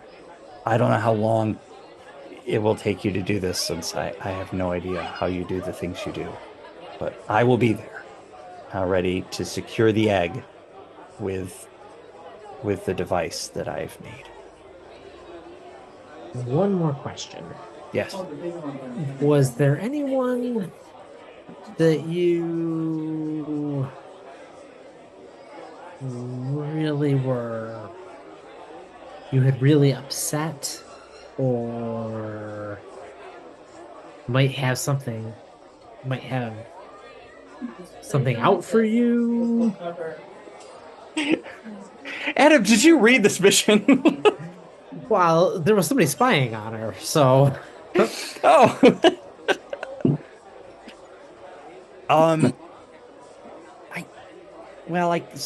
I upset. The reason why I got fired is because Alda Arkin, who's the curator of the museum, hates me. And she's always hated me. She's always viewed me as crazy and said my interest in the occult and these strange ancient civilizations that died was a bit kooky and didn't have any place in the museum. So she's always wanted me fired, and this was just her opportunity to fire me. And she gets kind of loses all track of like who she's talking to. And she amps doesn't, up. not even afraid of Knopflog at this point. She just starts getting like rage. And she starts like spitting and talking about how much she hates this Alda. And So much. It flames on the side of my face. she collects herself. But that's neither here nor there. Don't bring her up. Don't bring me up to her. Don't mention my name around her at all if you interact with her at all. Don't mention that you know me at all. That's all I say. Noted. She will most likely be there at the gala. In fact, I'm sure of it. What does she look like? Just so we know to avoid her. Some people would say that she's very pretty. Not me, but some people would say she's very pretty. Blonde hair, very long. She keeps it in a long braid. Always wears lots of makeup. Some people say she's very smart, but I don't think so. How does this this Elf, museum? obvious things. She has Cassie, I want to assure big you breasts. that surface dwellers are equally ghastly to me. She has blue skin and gills. Hubba hubba. How does this museum benefit from not listening to you? Why is this stone so important to their exhibit? Well, these sorts of new exhibits bring in a lot of wealthy patrons who then donate a lot of money to the museum and keep it running. So they're not inclined to believe me, especially when admittedly, this is just absurd. It sounds ridiculous. But if they only knew what I knew, they'd believe me. But they just don't want to because they knew it would ruin their chances to bring in all of this money into the museum. This whole gala will bring in so much money to the museum. Do you know of any certain patron that has spent a lot for this particular exhibit? I was fired before they even started planning this. So I have no idea. I can't really even tell you who's going to be there.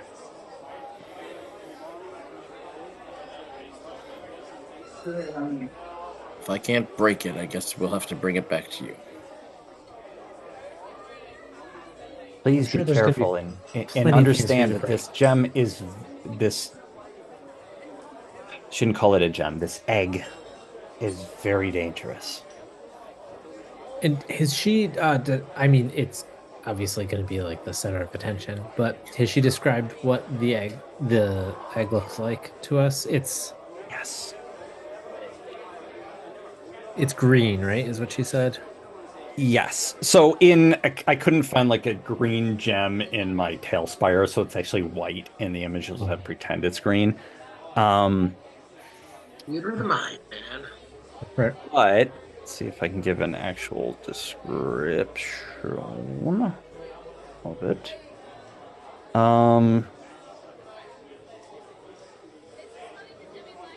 It's an opaque light green stone, and it weighs about 10 pounds.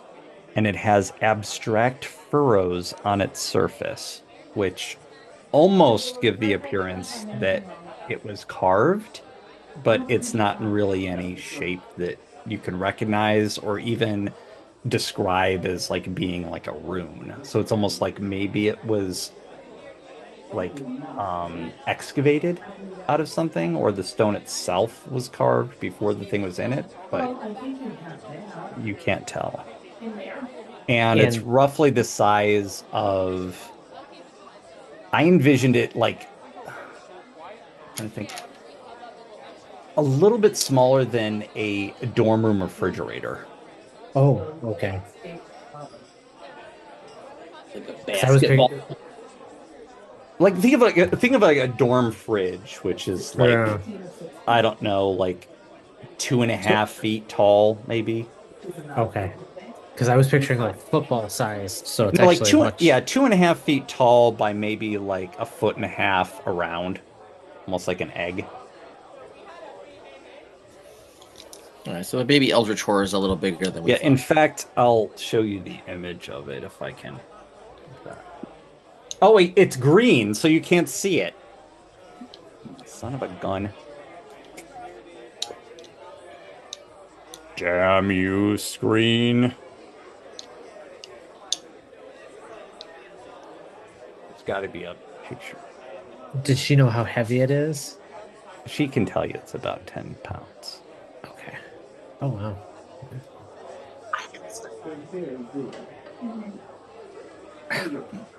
Something to share, Jedrick? Zolarell is telling me something about I don't like to rely on him, but he says there's something I can do to like carry stuff on a disc floaty thingy.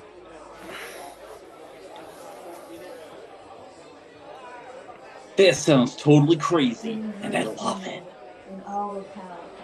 You can, if you can carry it out, then that would be great. But I don't think you'll even have to go to those lengths. And she pulls out a bag of, say, holding, perhaps, from under the table, and she hands it to you and says, "This is a bag of holding, which." It is mine, but I would personally give it to you. If you would do this service for me, then this you could keep this. So after this is all over, said and done, I would be happy to give this to you as part of your payment. In addition, I'd be willing to pay you 20 gold apiece if you're able to complete this for me. I was told that payment is commensurate, and that the 20 gold is a good sum. Is that okay? Omi kind of looks at everybody else. That'll do nicely. Yeah, I'm happy with that. Danger is its own reward. The money is just dessert. Okay, so So 40 for me. 40. Okay, you'll get an off-log share. Oh look, a lane tree appears in the game. Oh no, it's a lane tree. Omi brought her from the Feywild. And she pops out of the bag of holding. Yes. But I'm first- sorry. Yes, she comes with the bag of holding. I forgot to tell you. But first, we can make this bag of holding ready for serious adventures. And I proceed to scoop out handfuls of lipstick and tampons and coupons. What do you need all this hard candy for? Remember, it can only hold up to 500 pounds of stuff. It can only hold up to 500 pounds of tampons.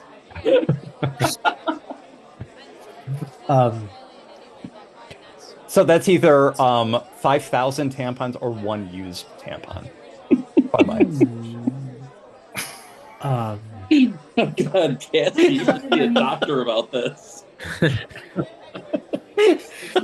Sorry. But seriously. Seriously.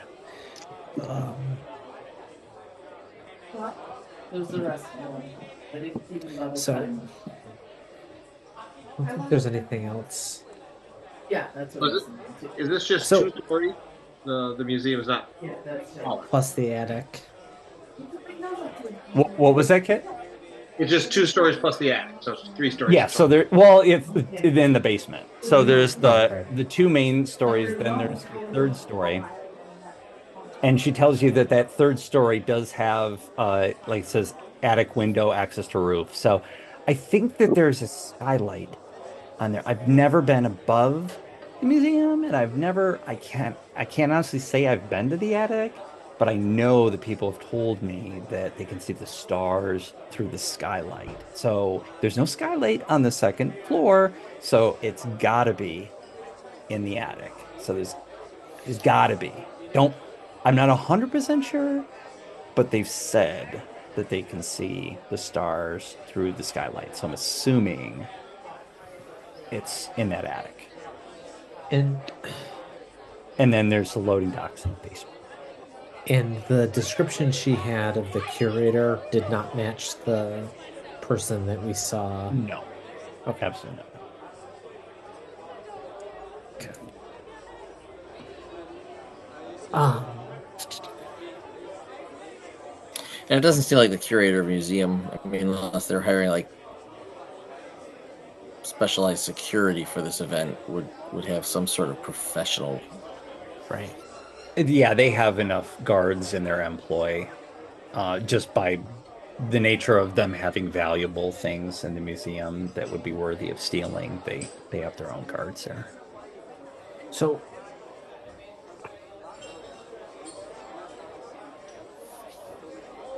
do you know if there's anybody?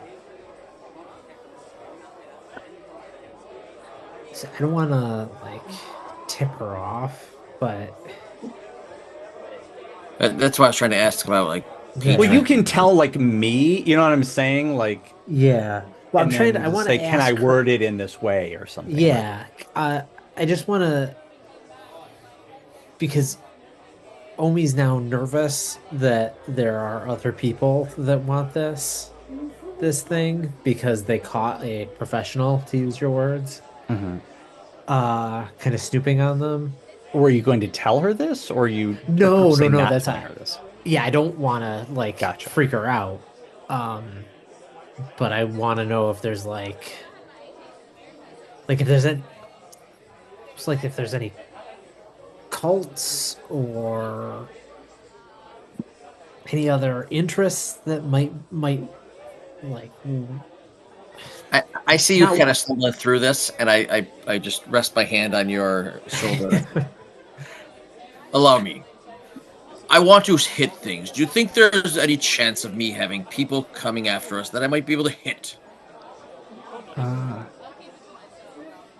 You mean people to be interested in getting the stone like you are? Perhaps That's the people way. like us, but less morally inclined. Oh, people trying to steal the stone? Or Perhaps. use it to their I mean, it advantage, is or probably quite valuable. And to anyone knowing the true nature of the stone, they might be interested in perhaps having it unleashed. But any cult that worshipped this horror would have long since died. I mean, this is thousands of years old, and I don't know of any living cult that still worships these things. Where did your information come from to get to know the true meaning of the stone? Many texts. And she starts again rummaging through her bag again and like putting books on the table.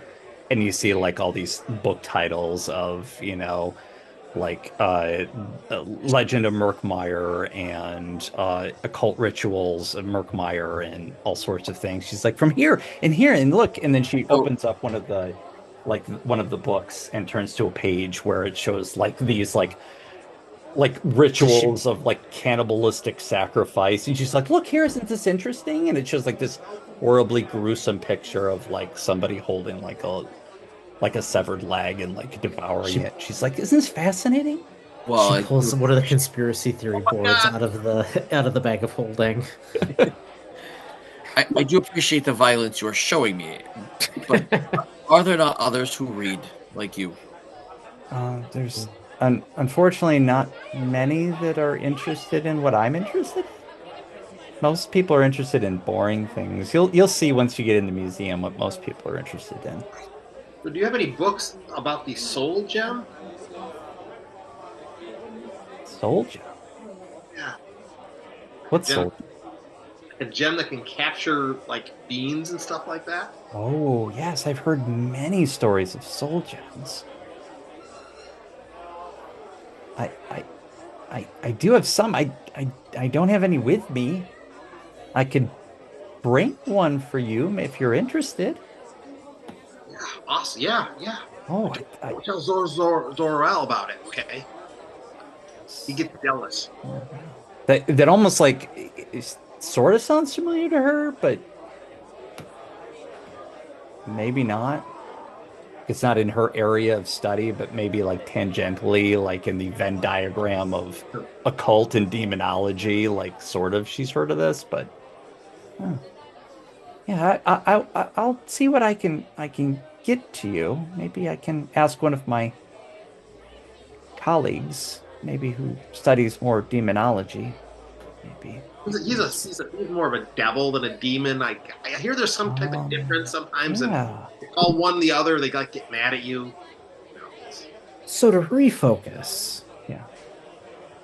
Then Boromir says, "What is this new devilry?"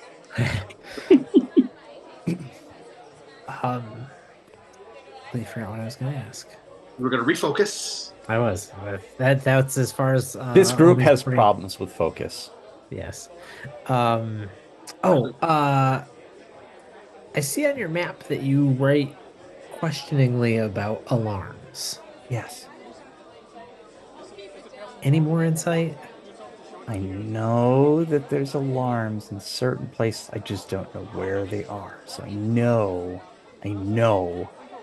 that there's alarms by the main entrance. I know there's a bunch of stuff by the main entrance. Because I've heard it called like a death trap before. Somebody was like, it's a death trap. Just wait for anybody to go in there. By the main entrance? Yeah. And she makes like pounding motions with her fist. You'll be dead. Don't want to go in there.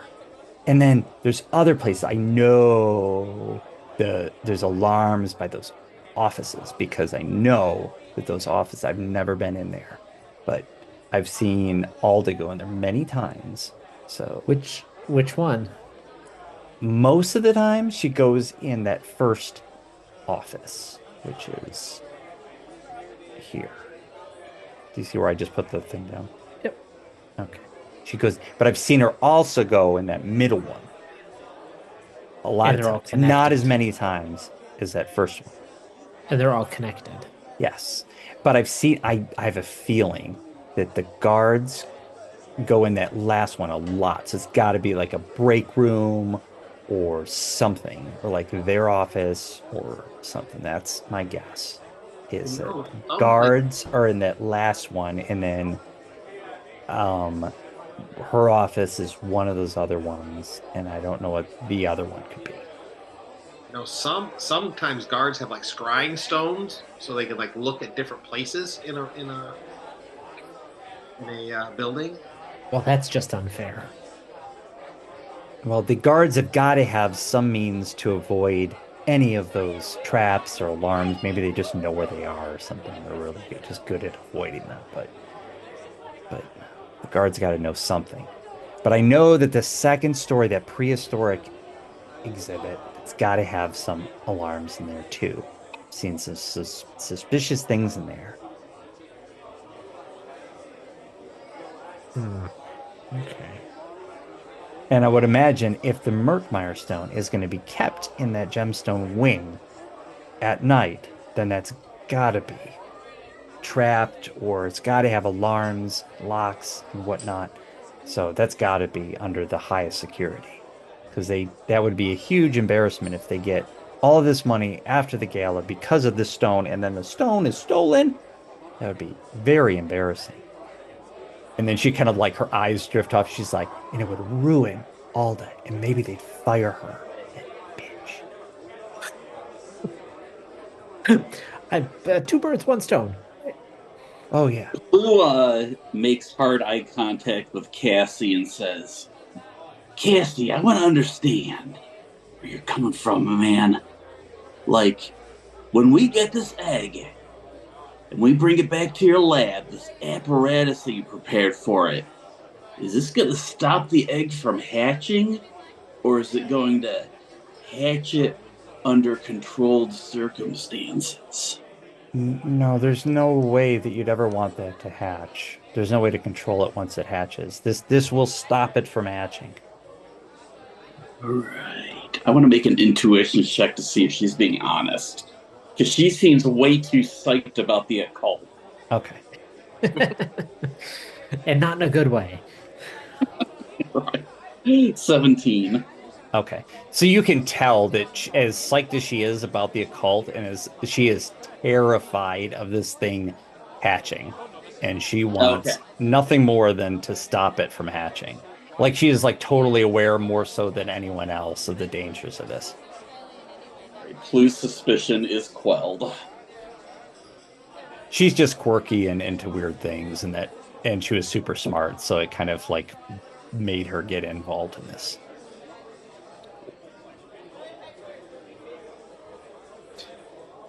Do you have any more questions for me?